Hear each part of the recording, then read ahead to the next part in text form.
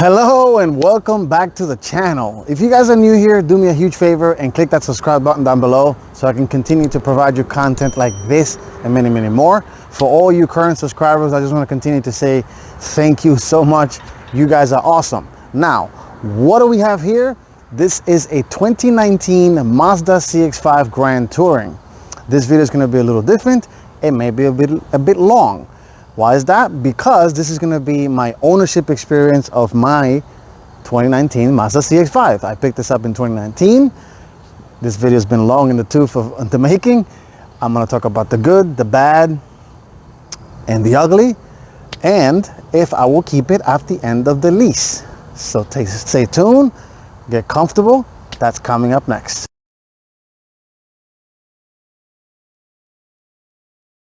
Okay, let's step inside of the CX-5. Getting in is very simple. You just push this button right here. Because this has the premium package, it has an auto power folding mirror, so when you press the button on the door, the mirrors do that. They come to life and unfold.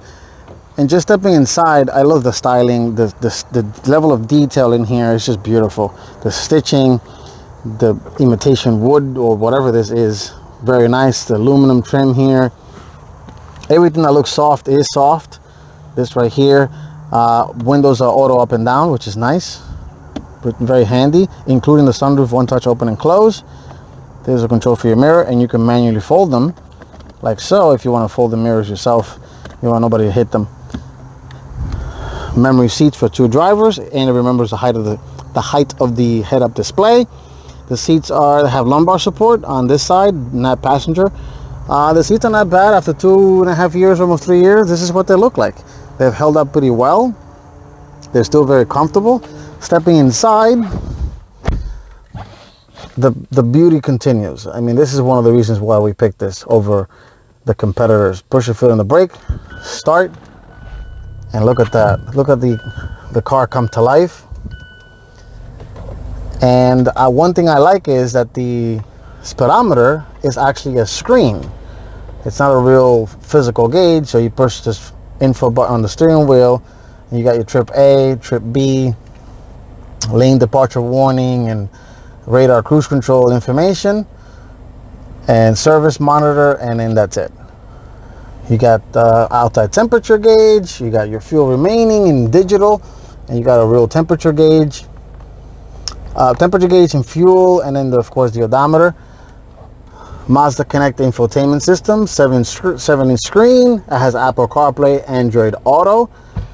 Of course, the car has a backup camera. Every car since 2018 has standard backup camera. So the only thing, it doesn't have trajectory lines. So if you move the steering wheel, the lines don't do anything. They just stay static. Some cars have that, which is kind of cool. So it kind of tells you how the wheels are pointing. 10-speaker Bose system, dual climate control.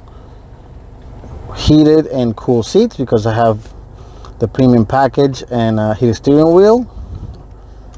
Not too bad, not very nice. 6-speed automatic transmission. Sport mode, you turn it on and off right here.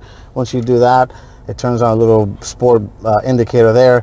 All that does is it just holds the revs a little higher, so you have a little bit more oomph for passing power, merging, and all that fun stuff. Overall, I love this car. It's very nice. Oh, an auto dimming mirror right there. Decent sized sunroof. So like I mentioned, one touch to open and one touch to close. Infotainment screen is decent. Not too bad. Sometimes a little sluggish, but I'm a patient person. If you're very impatient, you're going to hate this thing.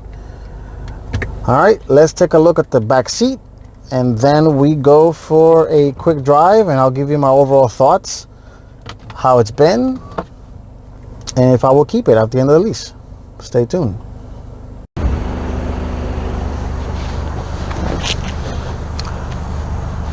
Stepping in the back seat, it's the same materials as in the front. The door panels are also double stitched, which is beautiful. They didn't skimp out on the back seat just because of the back seat. These seats are back are heated as well. They also recline, so you got a little button right here and you can recline a little bit. It's not too bad. I'm about 5'8". I have plenty of leg room, and I have decent sized amount of headroom. In terms of cargo, the Mazda CX-5 falls short against the competitors. because I think all the volume went for people space. You got a nice little center console here with 2 USB ports, which I'll show you guys in a second. Heated seats, and then 2 USB ports for the back for the kiddos, and a couple of air vents. But overall, it's not too bad. And as you can see, I have my kiddo's car seat right next to me. It's a slim seat, and you still have room to fit technically 2 very thin people, I guess, in the middle. One here, one in the middle if it's a kid. But let's take a look more at the more detail of the back seat, and then we go to cargo and we go for the drive and final thought. Let's take a look at the back seat. Getting in, just pull the door, make sure it's unlocked. Same level of detail as in the front, the double stitching on the door panel, soft padded materials, the same imitation wood. Just because it's the back, they didn't skimp at all, which is nice. You know, piano black over here. And that's what it looks like with a car seat. And this is one of the reasons why we selected the CX-5, because we were expecting, and we have a little one, of course. The seats recline, so you push this little lever right here. It reclines one position. They do fold individually, so if you want to just fold the middle from in here, you just pull this little tab, and then you got a nice little pass-through for large awkward items from the cargo inside the car. Push it back in. If you want to fold both of them, you could do that as well by pulling this tab right here, and then they both fold completely flat, and you can maximize your cargo. If the car seat's not there, of course, you can fold the other side as well. But it's nice to have that, because you could have to go to grocery shopping, Walmart, BJ's, whatever the case may be, have your kiddo in the back, and have big bulky weird items come from the cargo back inside. That's what the cargo looks like from the inside. And stepping inside, and let me show you the center console. This hides the controls for the heated seats, because this has the premium package. Both seats are heated, 3 levels. In here you got two USB ports. You can charge your devices. I keep a cable in here because it's a lifesaver, especially when the little one has her tablet. And stepping inside, like I mentioned, it's not too bad. This is what it looks like legroom wise. It's not too bad. I'm about 5'8". The headroom is decent. You got nice vents, of course, which it's insane how most cars don't have this standard, but they should. There's a beautiful view of the dashboard and infotainment, which is absolutely gorgeous.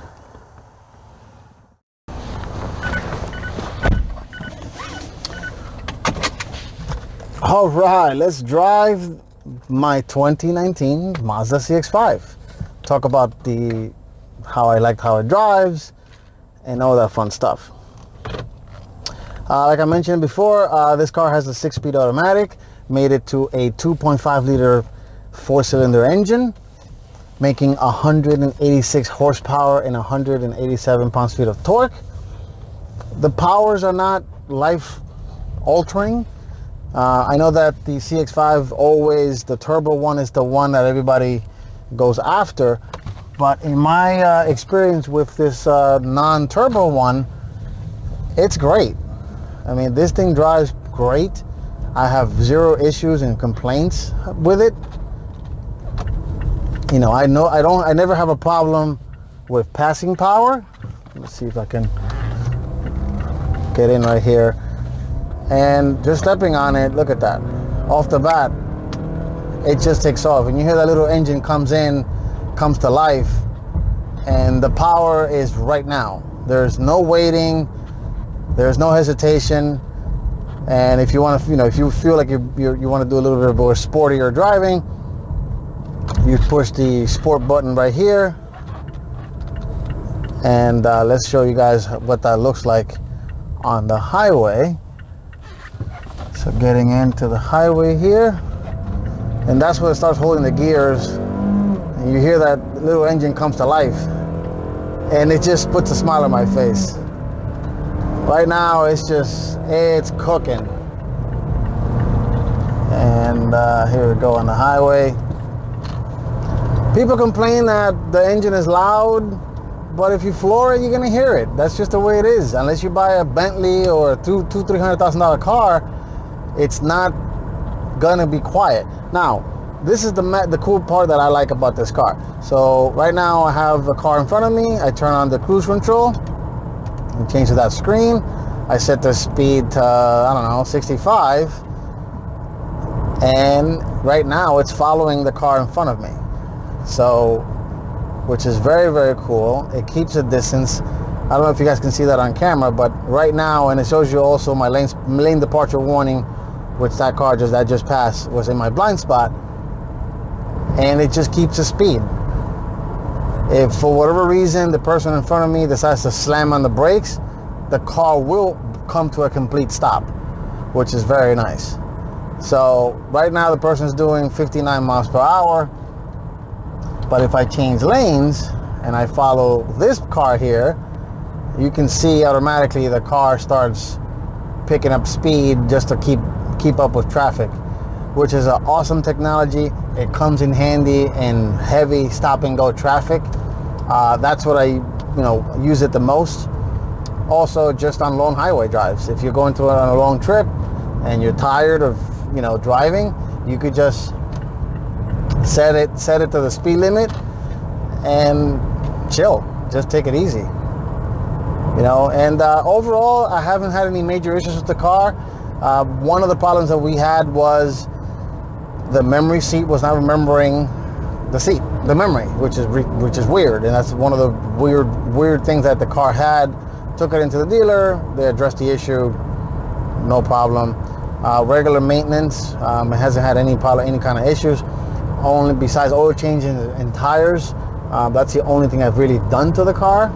I have about 43,000 miles, and overall the car has been absolutely awesome, and I cannot say nothing but great things about this car. It really does put a smile on my face every time I drive it. And to answer the question if I would keep it at the end of the lease, the answer is yes. Right now, as we speak, I do plan on keeping the car after the lease is up. I love it. It's a great car to have. It has a lot of technology that I love, and pretty much modern car. Also has something called auto brake hold, which I forgot to mention earlier, where you push this button right here behind the electronic parking brake. You press that, and right now I'm in a stop. There's a little indicator on the left hand side right here, which is letting you know that the car is braking for you. You just sit here and the car's braking for you. You don't have to do anything. It's in drive. It's not going anywhere. And how that works is once the light turns green, you just slight little tap on the gas pedal, and then the brakes release, which I'll demonstrate that for you guys in 1 second. Once the light turns green, I'll show you guys how that goes. Overall, everything else, it's not bad. It really isn't. Yes, the turbo model, I drove it. It's fast. It's very, very fast. And see, I just press on the gas and the car releases the brake, and off you go. I drove the turbo model, and it is faster than this one, obviously, because it's turbo. But overall, this thing is not a slouch.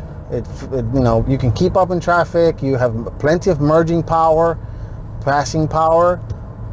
In the snow, it's not terrible, being that you have good tires. If you have bald tires, you're gonna be slipping and sliding all over the place. It doesn't slip. It's very confident inspiring when you're driving in snow. The all-wheel drive system, what it does is intelligent, so it knows what kind of conditions are, because there's about 18 sensors that start talking. They're always talking to each other. So it knows if it's raining because you have the wipers on. It knows if it's snowing because of the temperature gauge outside. It kind of knows, okay, wait, it's winter, so let's always send power to the rear wheel. So at all times, the car has about 20% or so of power to the rear wheels. They're never free flowing. This car has something called G Vectoring Control Plus. which what that does is it slightly kills engine power a little bit when you're taking hard turns to kind of keep you steady in the lane. It's so good that I don't feel it, and I guess that's the way it was intended, you know. And it's a good system. The car drives great, very quiet. Both windows in the front, driver side and passenger windows, are double pane glass, which are things that you normally find in high-end luxury vehicles. This car has a bunch of seals and extra stuff to keep this car quieter compared to the previous generation, the 2016, which I had. And I noticed the difference, and the difference is noticeable. This version of the CX-5 is definitely quieter than its counterpart, the 2016. But what else am I forgetting? That's pretty much it. Automatic wipers as well. You can of course set it to auto, set the temperature, set it to speed, and it wipes on its own. A lot of technology that, again, you normally find, 5, 6, 7, 8 years ago, you will normally find in high-end vehicles, and it's available in a Mazda nowadays. Well, this has been my quick ownership video of my 2019 Mazda CX-5. I love this car. It's great. It's been great to me. It's been great to my wife.